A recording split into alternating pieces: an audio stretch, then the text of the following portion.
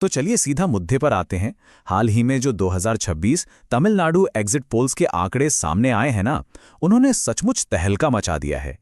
राजनीति में अक्सर हमें रुझानों का एक जाना पहचाना पैटर्न देखने को मिलता है, लेकिन कभी-कभी कोई एक ऐसा आंकड़ा सामने आ जाता है जो हर स्थापित धारणा को पूरी तरह झकझोर कर रख देता है। आज हम ऐसे ही एक सबसे अलग और चौंकाने वाले एग्जिट पोल की गहराई में जाएंगे। जब दशकों से राजनीति कवर करने वाले दिग्गज पत्रकार भी डेटा देखकर सन्न रह जाएं, मैं इन नंबरों को देखकर हैरान हूं, तो समझ लीजिए कि कुछ बहुत बड़ा होने वाला है। एक अनुभवी एंकर के ये शब्द उस असली हैरानी को दर्शाते हैं जो इन आंकड़ों ने न्यूज़ रूम में पैदा की है। तो आइए देखते हैं कि आखिर इस डेटा में ऐसा क्या है जिसने इतनी बड़ी हलचल मचा दी है। अब बात करते हैं उस चौंकाने वाले एग्जिट पोल की और उस भारी अंतर की जिसने पूरे न्यूज़ रूम को स्तब्ध कर दिया। देखिए, विरोधाभास बिल्कुल साफ है। तमिलनाडु विधानसभा की कुल 234 सीटों का अनुमान लगाएं तो एक तरफ हमारे पास पोल ऑफ पोल्स है जो बाकी सभी पोल्स का औसत निकालकर बता रहा है कि भाई नई पार्टी को 25 से भी कम सीटें मिलेंगी, और वहीं दूसरी तरफ प्रदीप गुप्ता का एक्सिस माई इंडिया पोल। इसका अनुमान इतना अलग और बड़ा है कि इसे नजरअंदाज करना सचमुच नामुमकिन है। जरा इस नंबर पे गौर कीजिए, 98 से 120 सीटें, और वो भी किसके लिए? एक्टर विजय की बिल्कुल नई और बिना किसी राजनीतिक अनुभव वाली पार्टी टीवीके के लिए। सोचिए, ये कोई मामूली अंतर नहीं है। इतनी सीटों का सीधा मतलब है सत्ता के दहलीज पर खड़ा होना या बहुमत के पार चले जाना। ये एक ऐसा आंकड़ा है जो राज्य के पूरे चुनावी गणित को ही पलट कर रख देता है। चलिए अब सीटों से आगे बढ़ते हैं और वोट शेयर की तुलना करते हैं, जहां शीर्ष पर एकदम कांटे की टक्कर दिखाई दे रही है। पसंदीदा नेता और वोट शेयर के इस अनुमान को देखिए। यहां एक्टर विजय की टीवीके 37% वोट शेयर के साथ खड़ी है और वर्तमान मुख्यमंत्री एम.के. स्टालिन की डीएमके 35% पर। मतलब राजनीति में एक बिल्कुल नए चेहरे का सत्ताधारी मुख्यमंत्री से 2% आगे निकल जाना, वो भी तमिलनाडु जैसे राज्य में जहां स्थापित पार्टियों की जड़ें बहुत गहरी हैं। ये अपने आप में एक बहुत बड़ा और स्पष्ट संकेत है। तो इसका असर क्या होगा?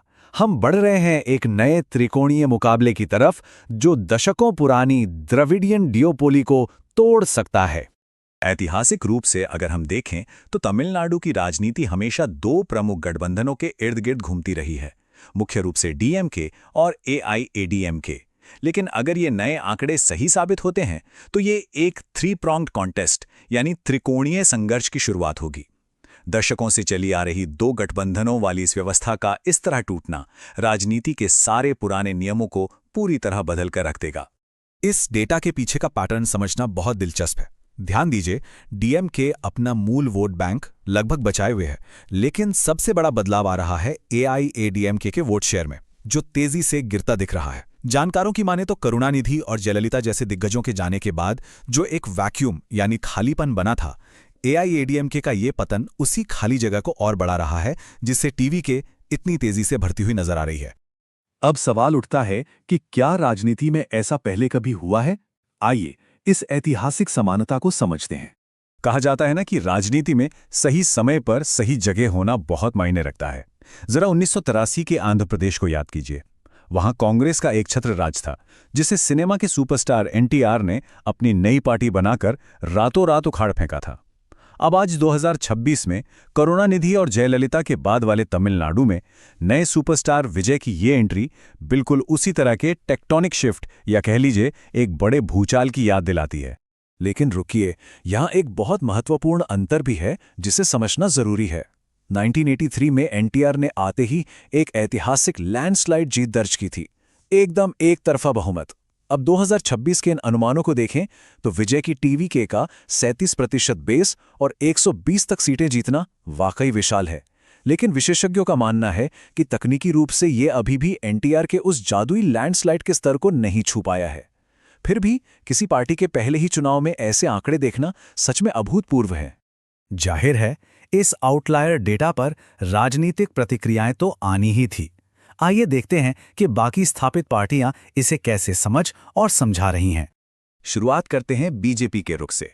उनका सीधा तर्क है कि एनडीए गठबंधन आगे चल रहा है। उनके प्रवक्ताओं का मानना है कि एक्सेस माई इंडिया के पोलस्टर्स शायद तमिलनाडु की जमीनी जटिलताओं और बारीकियों को पूरी तरह समझ नहीं पाए हैं। साथ ही बीजेपी का ये भी दावा है कि युवा बदलाव चाह रहे हैं। जाफर सादिक से जुड़े कथित ड्रग माफिया के आरोपों के बाद उनका मानना है कि डीएमके के खिलाफ भारी सत्ता विरोधी लहर है और उनका अनुमान क्या है कि टीवीके दरअसल डीएमके के ही वोट काटेगी, जिससे फायदा अंततः बीजेपी गठबंधन को होगा।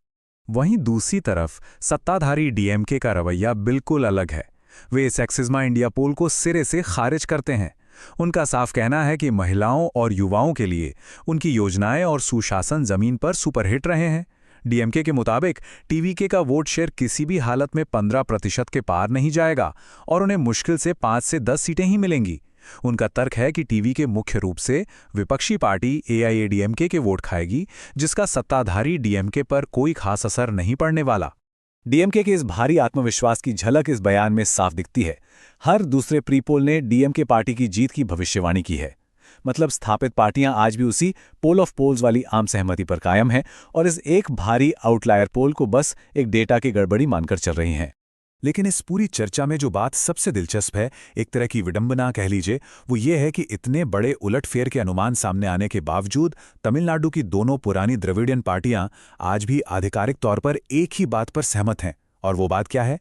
यही कि उनका मुख्य प्रतिद्वंदी आज भी कोई और नहीं बल्कि वे एक दूसरे ही हैं। उनके लिए तीसरा मोर्चा अभी भी मुख्य चुनौती नहीं बना है।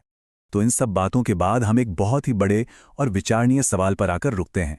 क्या तमिलनाडु सिर्फ एक अस्थायी चुनावी गड़बड़ी या विसंगति देख रहा है, या फिर राज्य का राजनीतिक नक्शा हमेशा के लिए बदला जा रहा है? क्या दशकों पुरानी द्रविडियन डुओपोली सच में खत्म होने की कगार पर है? खैर, असली जवाब तो चुनाव के नतीजे ही देंगे। लेकिन एक बात पक्की है, ये चुनाव इतिहास के पन्नों में हमेशा के लिए दर्ज होने वाला है।